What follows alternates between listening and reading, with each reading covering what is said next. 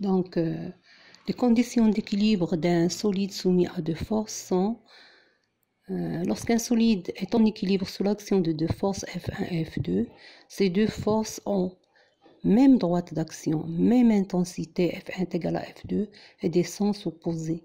On peut traduire ces constatations par les deux conditions. F1 plus le vecteur, bien sûr, F1 plus le vecteur F2 est égal au vecteur nul. On dit que la somme vectorielle, elle est nulle. Et les deux forces ont même droite d'action. Donc, à apprendre ces conditions d'équilibre. Il faut bien apprendre les conditions d'équilibre. Pour représenter les deux forces F1 et F2, on a besoin d'une échelle. On a F1 est égal à F2 égal à 4 newtons. On va prendre pour échelle 1 cm pour 2 newtons. On a toutes les caractéristiques. Par exemple, pour la force F1, le point d'application c'est A. La droite d'action c'est la droite oblique. Le sens c'est de A vers la gauche. Et si on utilise cette échelle, on va avoir un segment fléché de 2 cm. Parce que 1 cm pour 2 newtons, donc 2 cm vont représenter 4 newtons. De la même façon pour F2, le point d'application c'est B. La droite d'action c'est la droite oblique. Le sens c'est de B vers la droite. Et le segment fléché aura pour mesure 2 cm qui vont représenter les 4 newtons.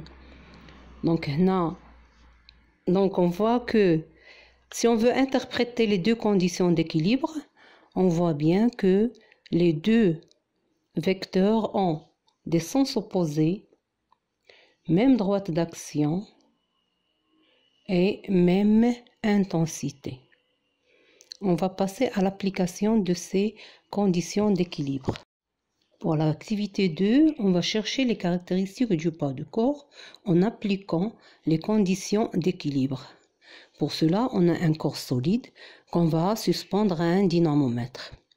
Donc, le système étudié, c'est le corps solide. Il est en équilibre sous l'action de deux forces.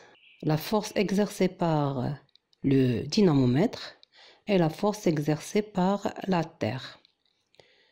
Donc, pour déterminer les caractéristiques de la force exercée par le dynamomètre, bien sûr, le point d'action, c'est le point A. La droite d'action, c'est la verticale passant par A. Le sens, c'est de A vers le haut. Et l'intensité, c'est ce qu'indique le dynamomètre, c'est 2 newtons. Pour le poids du corps, c'est-à-dire la force exercée par la Terre, son point d'application, c'est le centre de gravité G. La droite d'action, c'est la même parce que le corps est en équilibre, la même droite d'action, c'est-à-dire la droite verticale, passant par G et par A. Le sens, c'est de G vers le bas, sens opposé. Et l'intensité, c'est la même intensité. F est égal à P est égal à 2 newtons, toujours en appliquant les conditions d'équilibre. On passe à la conclusion. Le poids P d'un corps est une force à distance exercée par la Terre sur le corps. Ses caractéristiques sont: le point d'application, c'est le centre de gravité G. La droite d'action, c'est la verticale passant par G. Le sens, c'est de G vers le bas. Et l'intensité, elle se mesure à l'aide d'un dynamomètre. Donc, pour représenter ces deux forces, on va choisir une échelle. Par exemple, on a choisi 1 cm pour 1 newton. Donc, le premier vecteur, son origine, c'est A. Il se dirige vers le haut. Sa longueur, c'est 2 cm. Pour P, l'origine, c'est le point G. Le sens, c'est vers le bas. Et toujours une longueur de 2 cm. À la fin de cette leçon, on doit tous être capables de citer les conditions d'équilibre d'un corps solide soumis à deux forces.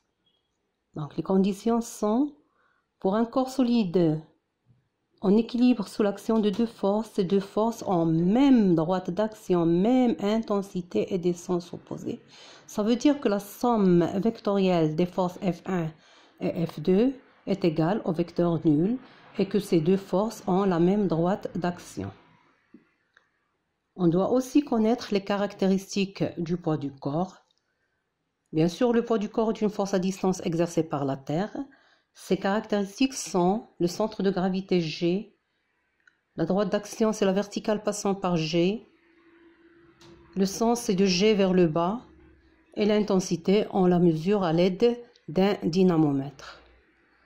Pour que vous puissiez vérifier, appliquer et approfondir vos connaissances, faites les exercices pages 180 et 181.